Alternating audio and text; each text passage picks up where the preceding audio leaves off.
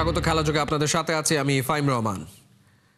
এক রানের জন্য এক রাতের অপেক্ষা। মুশফিক শততম টেস্টে পাবেন তো শতকের দেখা। অসাধারণ রেকর্ডের হাতছানি দিয়ে আয়ারল্যান্ডের বিপক্ষে ৯৯ রানে অপরাজিত থেকে প্রথম দিন পার করেছেন মুশফিকুর রহিম।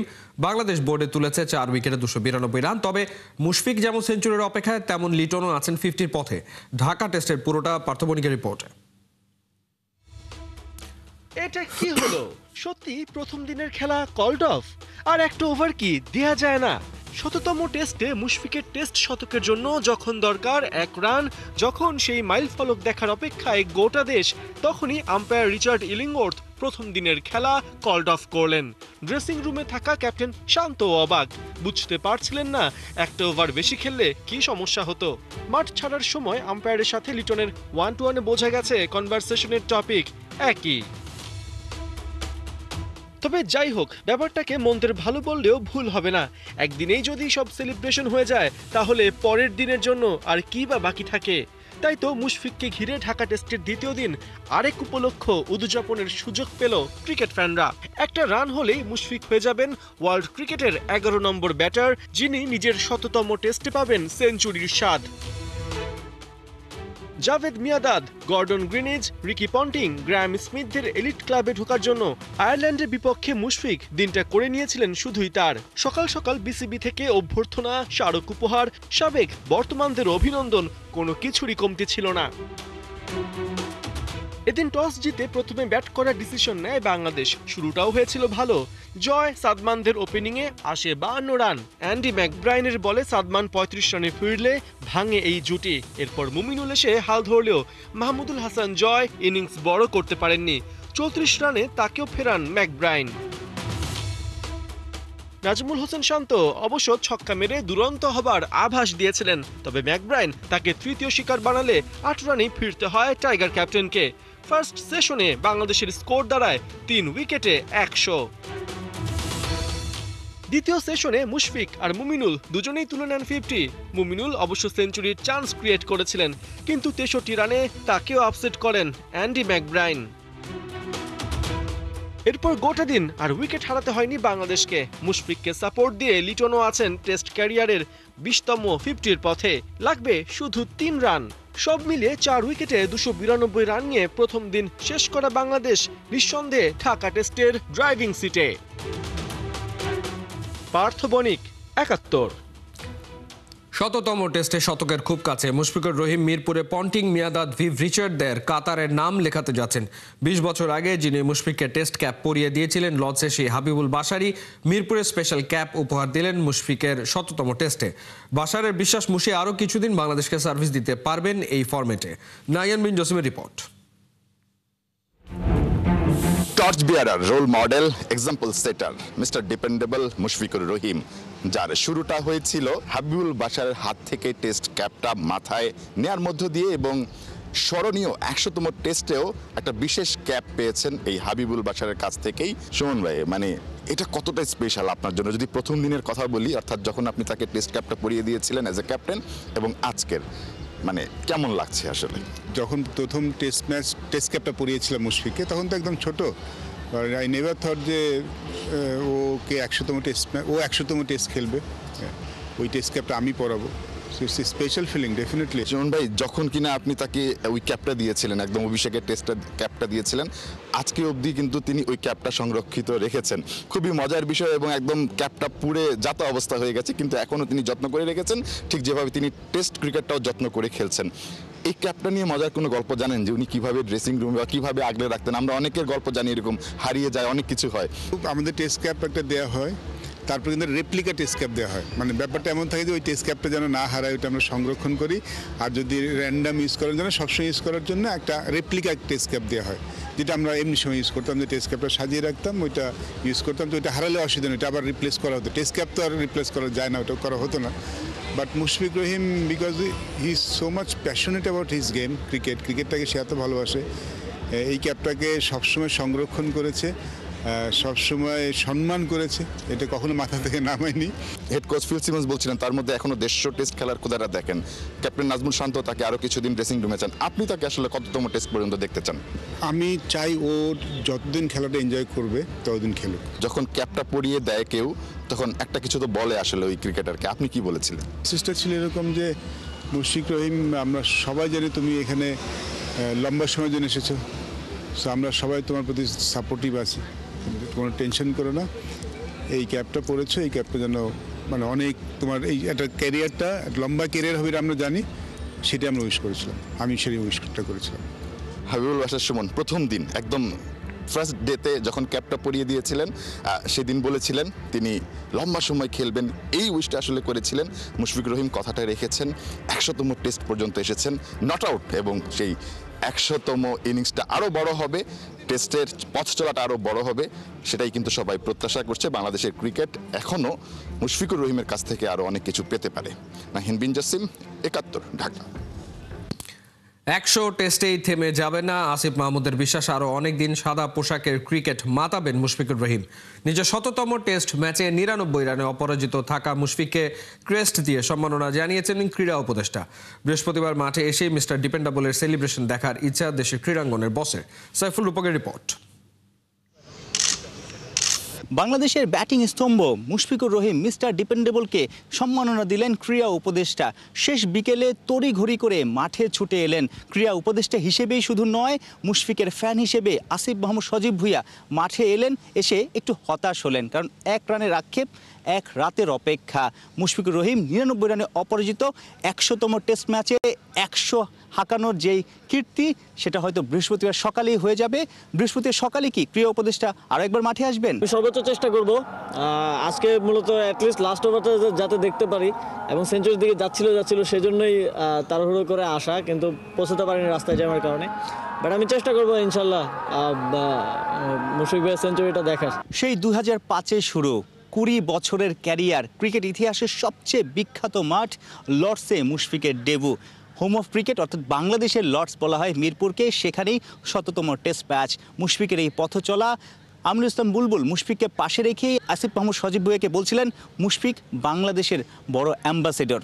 সজীব ভুঁইয়া কি ভাবছেন মুশফিককে নিয়ে? না, কথা হচ্ছিল, বলছিলাম এটাই যে আপনি যখন মাঠে নামতেন তখন আমাদের মনে হতো যে এখন একটু বাংলাদেশ বোধহয় ভালো করবে। এই জন্যই তো এই নামটা দর্শকদের পক্ষ থেকে বা ফ্যানদের পক্ষ থেকে, যে মিস্টার ডিপেন্ডেবল। 99 রানে আজকে খেলা শেষ হয়েছে, কালকে উনি 100তম টেস্টে 100 রান করবেন, এটা আমাদের জন্য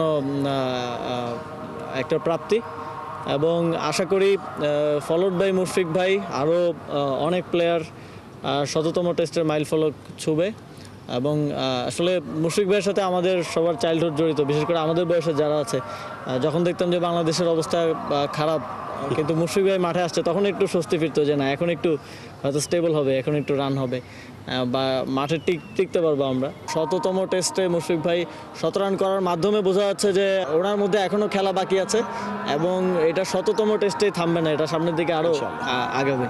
20 বছরের টেস্ট ক্রিকেটে 12টা সেঞ্চুরি আছে, 3টা ডাবল সেঞ্চুরি আছে, যার মধ্যে 2টা এই হোম অফ ক্রিকেটে। তবে 13তম সেঞ্চুরিটা পেয়ে গেলে হয়তো আগের 12টার চেয়ে এটা বেশি স্পেশাল হবে, কারণ গ্রেটদের নামের পাশে মুশফিকের নাম উচ্চারণ হবে। প্রথম বাংলাদেশি হিসেবে তো অবশ্যই সেই কীর্তি গড়তে যাচ্ছেন। যদি আরেকটা রান হয়ে যায়, জাভেদ মিয়াঁদাদ, বিভ রিচার্ডস, গ্রায়াম স্মিথ, হাশিম আমলা, ইনজামাম, পন্টিং, ডেভিড ওয়ার্নার, দুনিয়ার সব বিখ্যাত ক্রিকেটাররা নিজেদের 100তম টেস্ট ম্যাচে সেঞ্চুরি হাঁকিয়েছিলেন। মুশফিক এখন মাত্র 1 রানের জন্য অপেক্ষা, 1 রানের থেকে দূরে আছেন। সেটাই হয়তো বৃহস্পতিবার সকালটা রাঙিয়ে ইতিহাস লিখবেন, ইতিহাস গড়বেন। সাইফুল রূপক, 71, মিরপুর শেরেবাংলা ক্রিকেট স্টেডিয়াম, ঢাকা। বেসরকারি খাতকে উৎসাহিত না করে কোনো খেলার উন্নয়ন চিন্তা করা সম্ভব নয়। বুধবার উত্তরবঙ্গের খেলার মাঠগুলো পরিদর্শন শেষে নীলফামারী স্টেডিয়ামে ফুটবলের পাশাপাশি ক্রিকেট চালু করার পরিকল্পনার কথা জানান বিসিবি পরিচালক আসিফ আকবর। বিসিবি পরিচালকের সাথে ছিলেন নীলফামারীর ছেলে রিশাদ হোসেন। সারা দেশে খেলার মাঠের সংকট থাকায় একই মাঠে সব ধরনের খেলা আয়োজনের পরিকল্পনার কথা জানান বিসিবি পরিচালক ও বয়সভিত্তিক ক্রিকেট টুর্নামেন্টের চেয়ারম্যান আসিফ আকবর। জেলায় খেলার মান উন্নয়নে কোয়ালিফাইং রাউন্ড চালু করার, নতুন টিম যুক্ত করার, নতুন সংগঠক ও বিনিয়োগকারীদের এগিয়ে আসার কথা জানান আসিফ আকবর।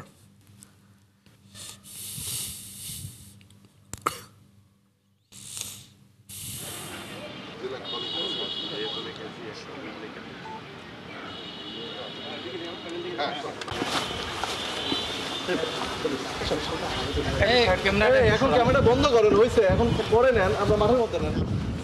ফুটবলের ডেডিকেটেড স্টেডিয়াম ঘোষণা করা হয়েছে, কিন্তু আমি যতটুকু খবর পেলাম এখানে কোনো ফুটবল টুর্নামেন্ট বা ঢাকার কোনো লিগ বা ক্লাব লিগ এখানে হচ্ছে না, এমনকি ন্যাশনাল কোনো খেলাও এখানে হচ্ছে না।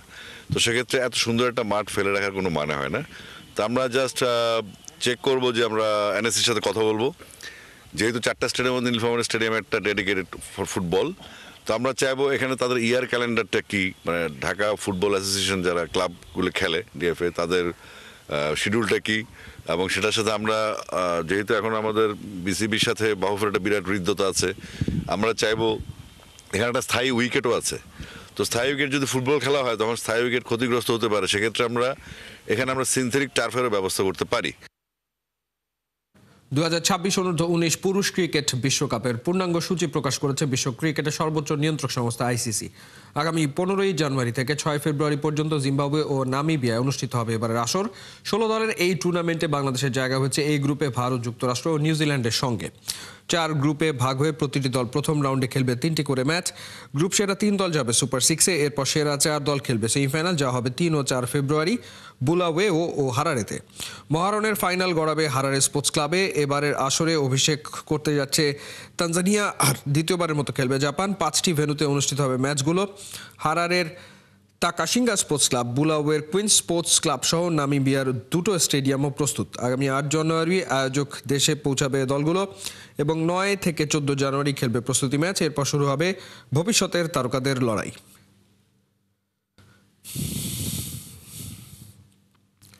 বাংলাদেশের পাগলাটে ভক্তদের ভালোবাসায় আপ্লুত হামজা চৌধুরী এদেশের মায়া ভুলতে পারছেন না তিনি। প্রায় 2 যুগ পর মাইটি ইন্ডিয়াকে হারিয়ে ন্যাশনাল ডিউটি শেষে ইংল্যান্ডের পথে এই মিডফিল্ডার। তার আগে ফুটবলের প্রতি এই দেশের মানুষের উন্মাদনা, প্রেম নিয়ে বিস্ময় প্রকাশ করে গেছেন 71-এর খেলা যুগে। হামজা চৌধুরীর ভাবনা শুনেছেন হাসান সজীব।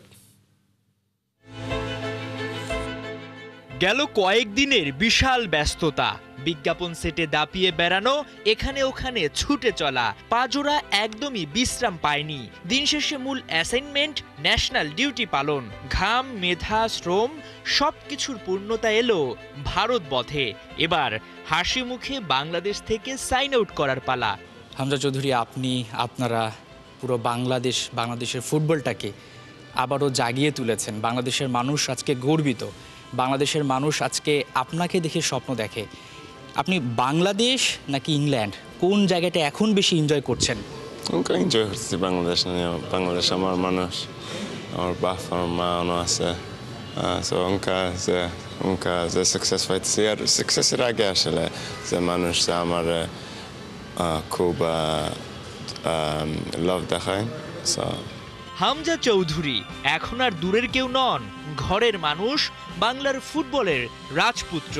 অল্পতেই যিনি আপন করে নিয়েছেন নিজের শেকড় বাংলাদেশকে।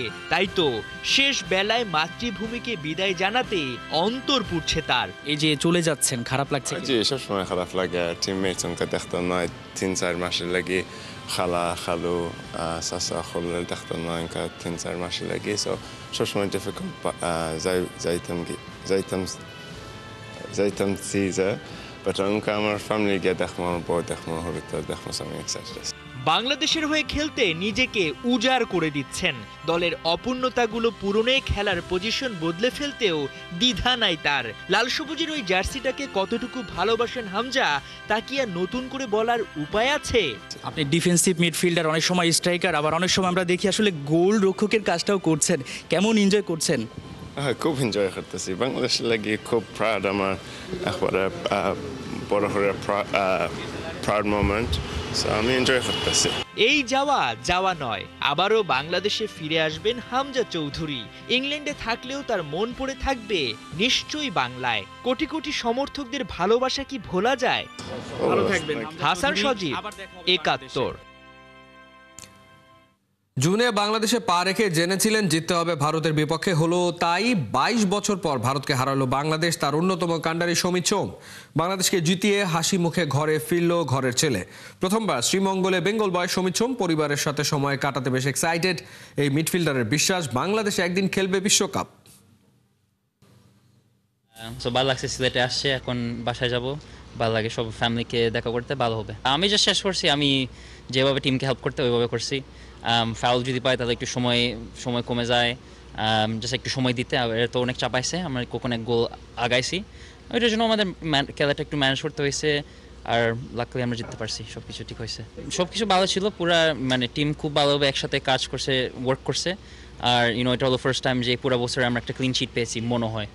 সো এটা খুব ভালো হয়েছে যে আমরা ক্লিন শিট পেয়ে এক গোল দিয়ে আমরা মানে লিডটা রাখতে পারছি, কাজ ওইটা একটা প্রবলেম ছিল আগের থেকে। তো জুনের থেকে অলরেডি নভেম্বর এর ম্যাচের উপরে কত বলতেছিল, ওইটার জন্য আমি ভাবছি ওয়াও, তাহলে এটা তো সিরিয়াস জিনিস। আর আমরা তো জানি যে বাংলাদেশ ইন্ডিয়ার একটা বড় রাইভালরি।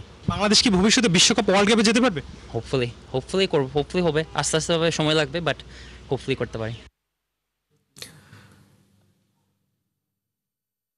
বাংলাদেশ ভারত ম্যাচের ফলাফল বদলে দিয়েছে দুই দেশের আবহ। ভক্তদের কথার লড়াইও ভারত হয়েছে পরাস্ত। ইন্ডিয়ান মিডিয়াগুলোতে বাংলাদেশের এই জয়কে ভারতীয় ফুটবলের জন্য লজ্জাজনক বলে খবর প্রকাশ করেছে। হামজাদের এই জয় বড় ধাক্কা আনতে পারে ভারতীয় ফুটবলে। বিস্তারিত আবু নাইমের প্রতিবেদনে।